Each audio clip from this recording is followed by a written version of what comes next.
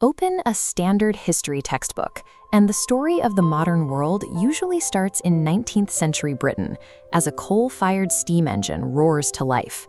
The narrative often suggests that this exact model of progress was simply boxed up, shipped overseas, and perfectly replicated by the rest of the globe. But look at the actual historical record from 1700 to 2000, and that straight, neat timeline shatters. What actually happened was a chaotic clash of competing ideologies and survival strategies. To understand the multipolar world we live in today, we must look at how different societies engineered their own distinct paths to the future and acknowledge exactly who was destroyed to lay down those tracks. Britain did indeed lead the first wave of industrialization, driven primarily by the massive extraction of coal and the explosive growth of cotton textile mills.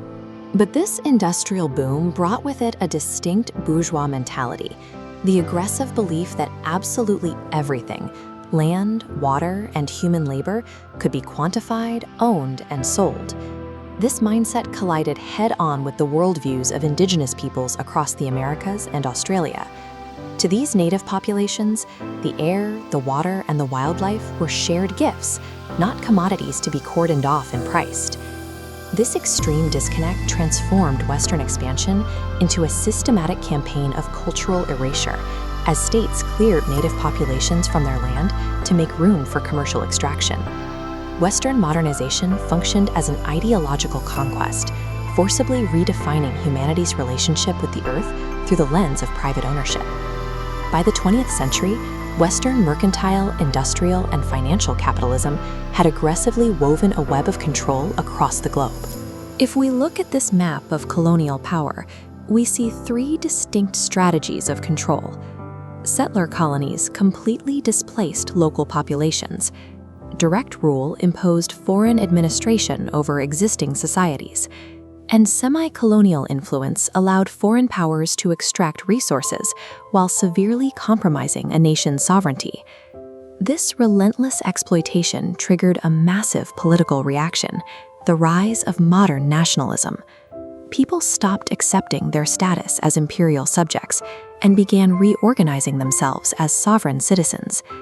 But this new political road immediately split in two.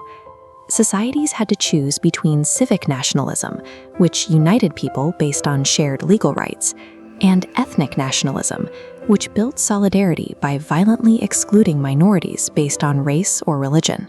The invention of the modern nation-state provided a powerful tool for liberation from empires, while simultaneously handing majorities a legal mechanism to systematically marginalize their own indigenous and minority populations. Look at this photograph from Japan, showing students in traditional kimonos sitting at modern desks. Japan managed to avoid colonization by executing a rapid, state-directed industrialization entirely on its own terms. A massive part of that success was their investment in human capital. By 1910, Japan had essentially eliminated primary school tuition and achieved universal enrollment, building a highly educated workforce to drive their own economy. China faced a completely different set of obstacles. To break free from heavy foreign imperialism and the control of their own wealthy, landowning elites, the Chinese population mobilized through a massive peasant-led communist revolution.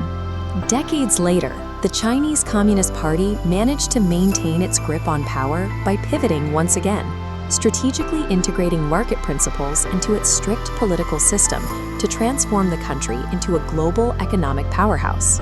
Japan and China demonstrate that modernization is not a strictly Western export. It is a highly customizable framework that different nations adapted to ensure their own survival and sovereignty.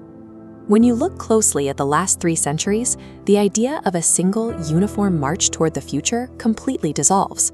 What we actually have is a dense web of competing trajectories. One side of this global timeline features astounding scientific ambition, culminating in achievements like a human being standing on the surface of the moon.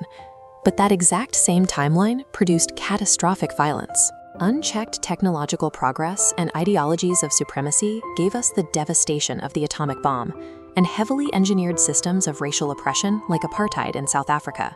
For decades, history textbooks in the US and Australia labeled native traditions as hostile or uncivilized, simply because they didn't fit the economic models of the settlers in power.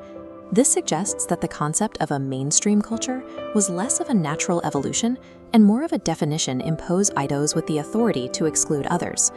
To navigate the complexities of our current world, we have to discard the myth of a single blueprint. We have to recognize that the modern era was forged by distinct, often violent, and fiercely competing visions of what the future should be.